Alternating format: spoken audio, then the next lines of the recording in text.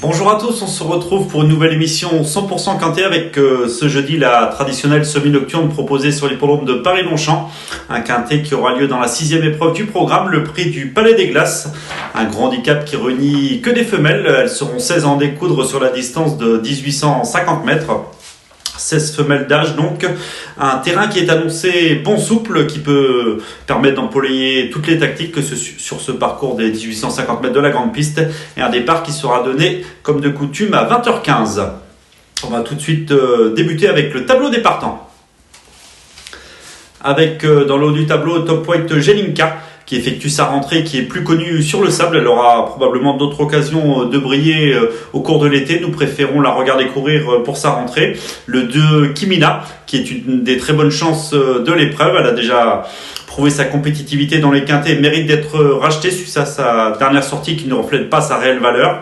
Le 3, Pink Intellectual, la première atout de Jean-Pierre Gauvin, qui fait preuve de régularité. Elle a désormais 2 parcours dans les jambes, mais il convient de s'en méfier. Confié pour l'occasion à Coralie Paco. Le 4, Woodwinker, qui après un début de carrière outre-Manche s'est bien comporté à 2 reprises sur notre sol, ne doit pas être négligé dès son coup d'essai dans le handicap français. On peut également penser au numéro 5, Galifa, notre coup de cœur dans ce quintet. Nous y reviendrons plus en détail dans quelques instants. Cette Galifa semble incontournable dans ce quintet de jeudi. Le 6, Fayona, qui fait preuve de régularité. Certes, sa marge de manœuvre semble réduite, mais il convient de s'en méfier, tout au moins pour une place, d'autant que sa forme ne fait aucun doute. Le numéro 7, Beautiful Aspen, qui possède une très belle chance théorique jugée sur son avant-dernière tentative. Le 8, Nottingham, dont la forme est certaine. Certes, sa marge semble assez réduite pour les premières places, mais on ne peut la négliger. Le 9, Rollville, ça s'annonce plus compliqué. Jugée sur sa rentrée, elle ne semble posséder qu'une chance secondaire.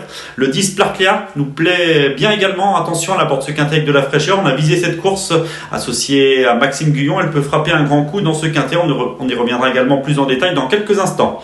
Nous allons désormais passer à la seconde moitié de ce tableau avec le 11, Diva du Dancing, dont la forme ne fait aucun doute, mais qui monte de catégorie et qui vient d'être pénalisé. Cela s'annonce un peu plus compliqué, semble-t-il, pour les premières places. Le 12, Grace Béré, attention à elle, pensionnaire de Stéphane Cerulis. Elle est en forme, elle vaut mieux que tonique sa dernière sortie.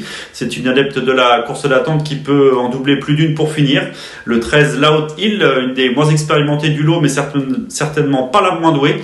Associée à Marie Velon, elle peut une nouvelle fois bien faire et s'illustrer d'emblée dans les quintets. Le 14, Astrologia, que l'on ne présente plus, mais elle semble moins tranchante.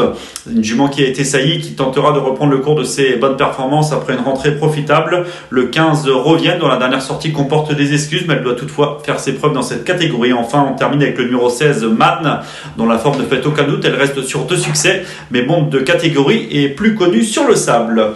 Nous allons désormais passer à notre nouvelle rubrique, le papier.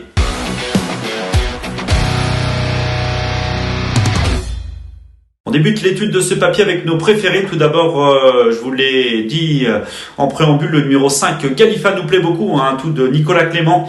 Elle avait remporté sûrement un quintet similaire. C'est d'ailleurs notre épreuve de référence le 12 avril dernier, le prix Roland Fougeloir sur les l'hippodrome de Fontainebleau.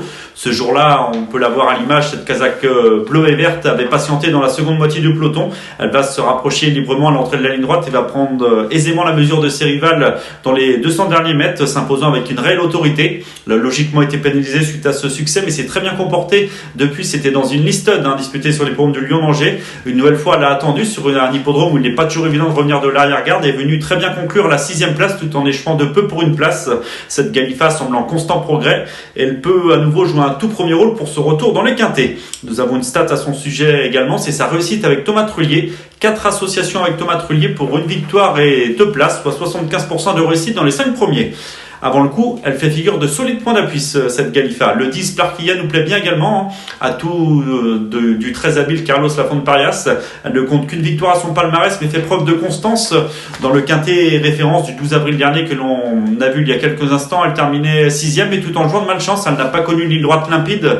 Elle aurait certainement pu lutter pour un meilleur classement si elle avait pu pleinement s'exprimer.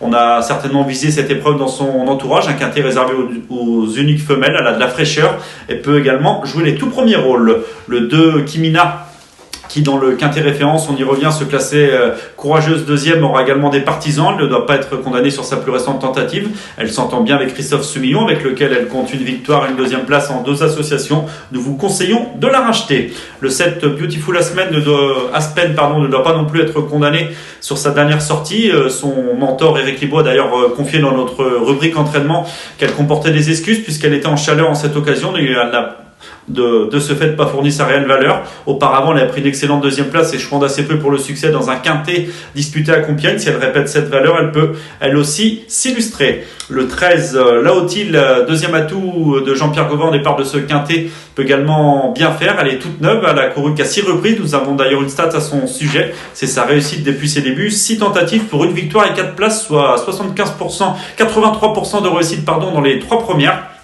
Elle est régulière. Marie Velon, qui aurait pu tout aussi bien monter pic intellectuel dans cette épreuve, lui sera associée. Il faut peut-être y voir un signe. Malgré son numéro 15 à la corde, nous vous conseillons de la suivre d'emblée dans les handicaps quintés. Parmi les chances régulières de cet événement, on peut citer le 12 Grace Béré, dont on a parlé tout à l'heure. C'est une adepte de la course d'attente, si bien que son numéro 16 à la corde n'est pas forcément rédhibitoire. Il faudra toutefois espérer un train sélectif pour espérer revenir, mais si tel est le cas, attention à elle, car elle est capable de très belles fins de course. Stéphane Pasquier lui sera de plus associé l'homme des quintés. Le 3 Pic Intellectual, atout de Jean-Pierre Gauvin, a désormais 2 parcours dans les jambes. Il faut s'en méfier dès son coup d'essai dans les quintés, associé à Coralie Paco. Elle héritait d'un bon numéro de corde pour sa part, le 6.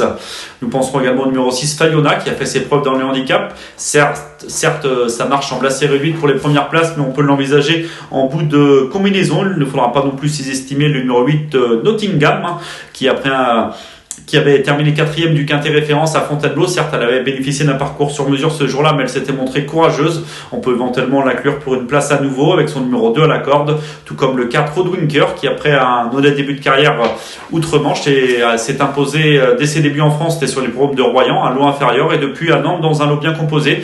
Elle a conclu honorable 4e, ce qui peut lui permettre de viser une place et pourquoi pas mieux d'emblée dans les handicaps français. Nous allons désormais passer à notre nouvelle rubrique, notre choix.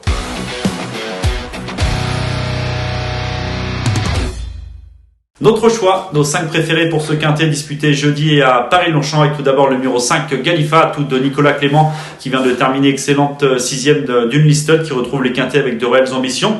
Le 10 Sparklia, dont la fraîcheur peut être un précieux atout, attention à elle.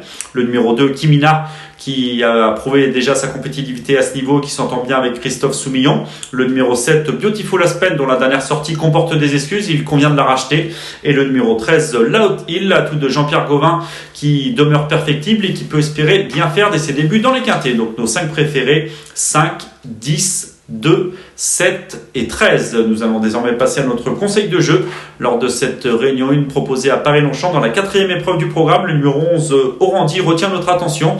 Il est confirmé avec Marilyn Néon. Il a hérité d'un bon numéro de corde, le 3. Sa forme ne fait aucun doute. Il reçoit du poids avec la décharge de sa partenaire de ses principaux rivaux et semble en mesure de jouer un tout premier rôle. Le 411, Orandi. Cette émission touche à sa fin en espérant avoir été le plus clair et précis possible. Vous nous retrouverez pour une nouvelle émission 100% quintet avec vendredi, place au trotteur sur l'hippodrome de Vincennes. Bon jeu à tous.